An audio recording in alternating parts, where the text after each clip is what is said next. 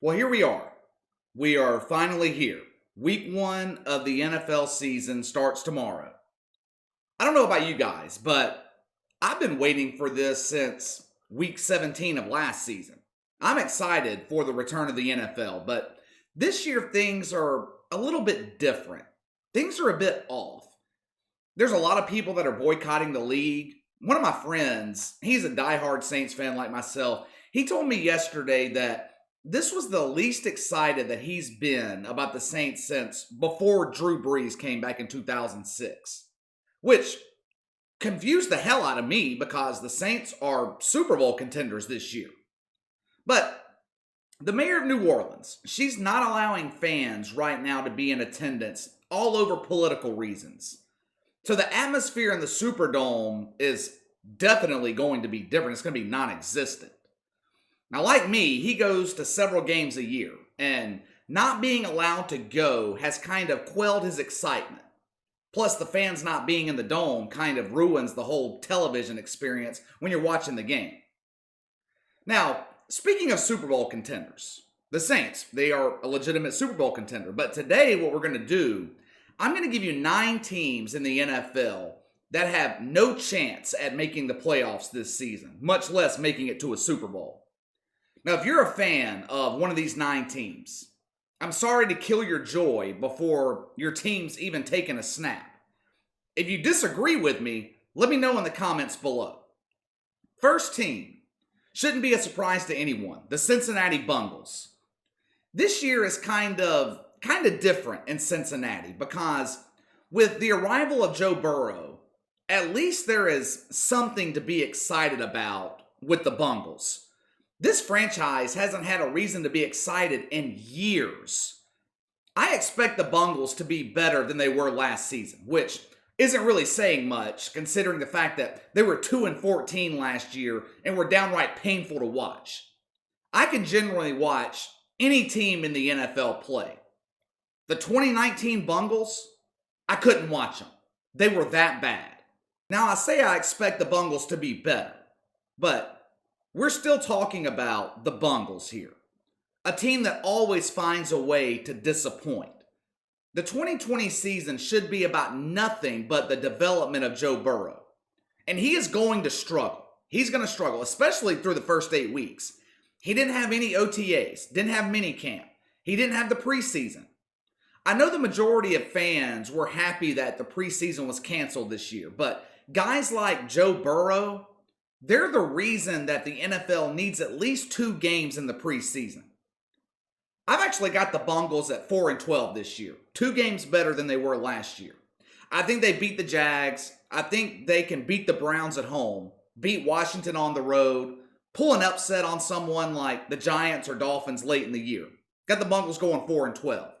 Now, speaking of the Jacksonville Jaguars, with the moves that they have made since the beginning of last season until now, it is abundantly clear Jacksonville is in full-blown tank mode. If you listen to management in Jacksonville, they're building towards the future. In other words, if you're a player on the Jags roster this season, you're basically just wasting 16 weeks of your life. They are tanking for Trevor Lawrence. Since losing to New England in the AFC Championship game a few years ago, and my God, I mean, that seems like a decade ago now. In reality, it was only, 3 years ago, but it seems like it was a lot longer than that. But since that time, Jacksonville has released or traded every great player that they drafted and developed. Calais Campbell, Jalen Ramsey, Leonard Fournette, a week or so ago. I could keep going.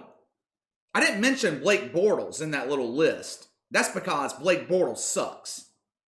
All of those people last year who bashed me for saying that Gardner Minshew wasn't a franchise quarterback. Remember Minshew Mania? Everybody was going wild about Gardner Minshew.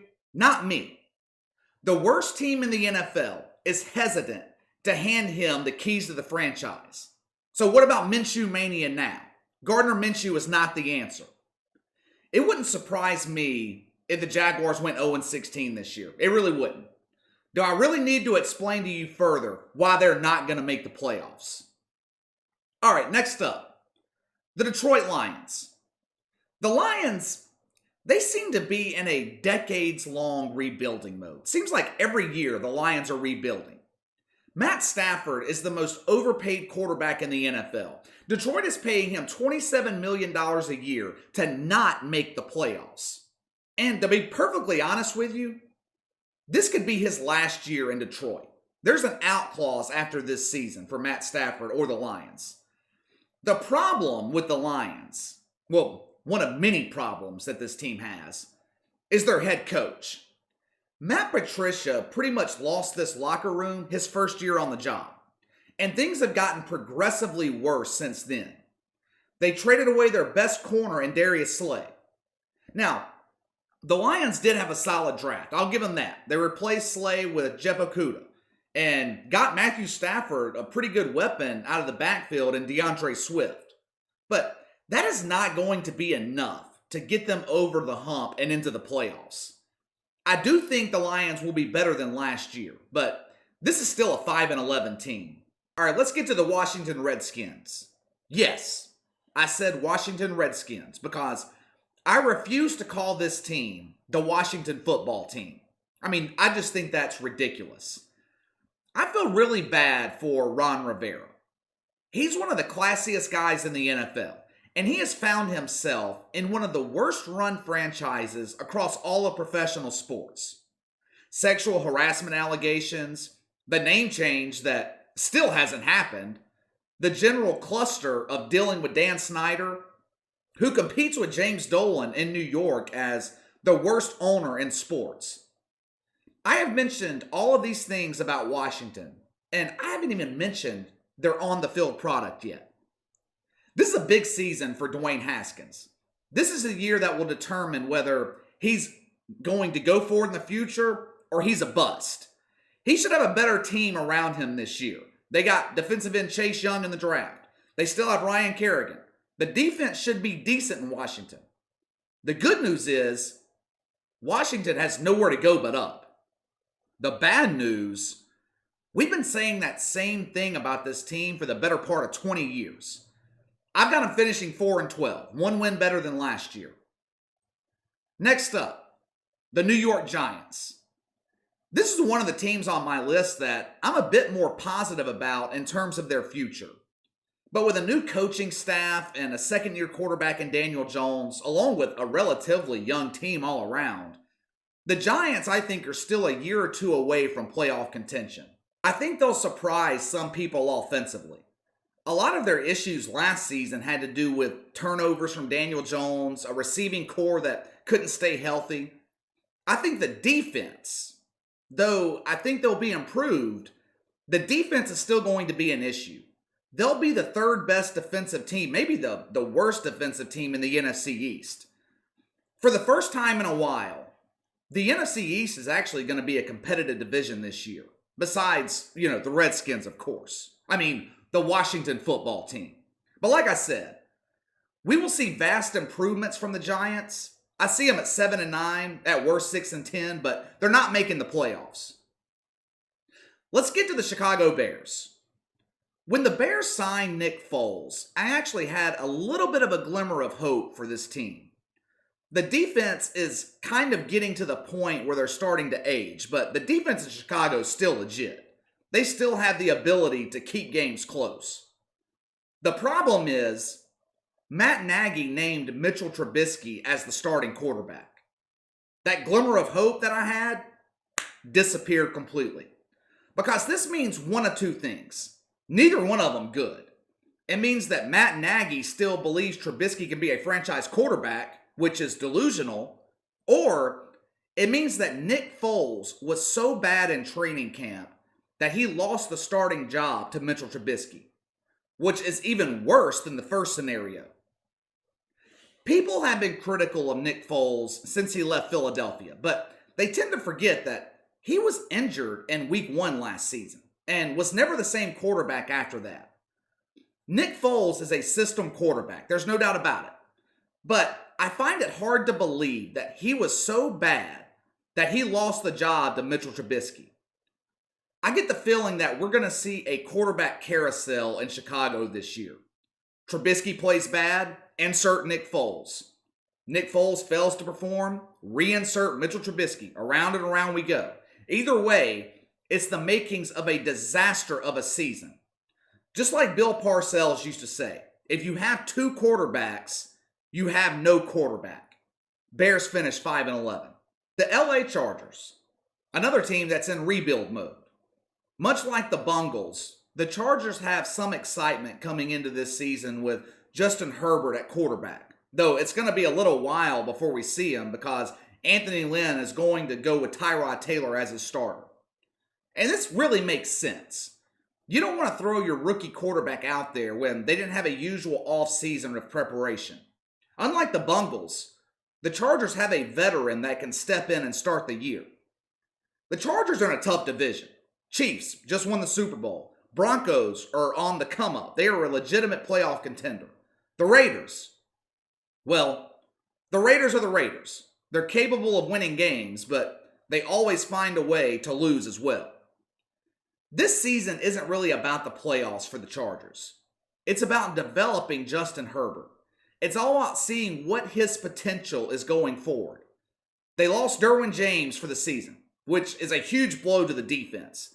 The Chargers, though, defensively should still be okay. They've got an elite secondary, but it's going to be another long year for Chargers fans. They finished 7-9. Next up, the New York Jets. The Jets, I'll admit, the Jets are headed in the right direction. They reinforced that god-awful offensive line this offseason, which will hopefully keep Sam Darnold on his feet and healthy all year. But there is still a lot of question marks on this Jets team. Can Sam Darnold live up to his potential? Is Adam Gase the long-term answer at head coach? The Jets have no depth. None. This roster has loads of guys in the starting lineup that would be second-string players at best on most other teams in the league. Two of their best defenders, C.J. Mosley, Jamal Adams, they aren't with the team. Mosley opted out for the season. Jamal Adams, of course, traded to Seattle. It's going to be the same story in New York as it was last year. The team built around Sam Darnold will be the reason that he fails to live up to his potential. The team showed signs of life late last season. They finished the year strong, went 6-2. And they weren't just beating up on bad teams. They beat the Steelers, they beat the Bills, along with one terrible loss to the Bungles. But they finished out the year strong. It saved Adam Gase's job. The Jets have a brutal schedule to open the season. Bills, Niners, Colts, Broncos.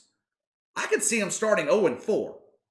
They finished last season 7-9. I actually see them taking a step back this year, finishing up at 6-10. Last but not least, the Cleveland Browns. Now, I know all you Browns fans out there are pumped up for this season, just like you were last year. One of my friends from Cleveland actually told me the other day that this is the year that we're going to turn things around.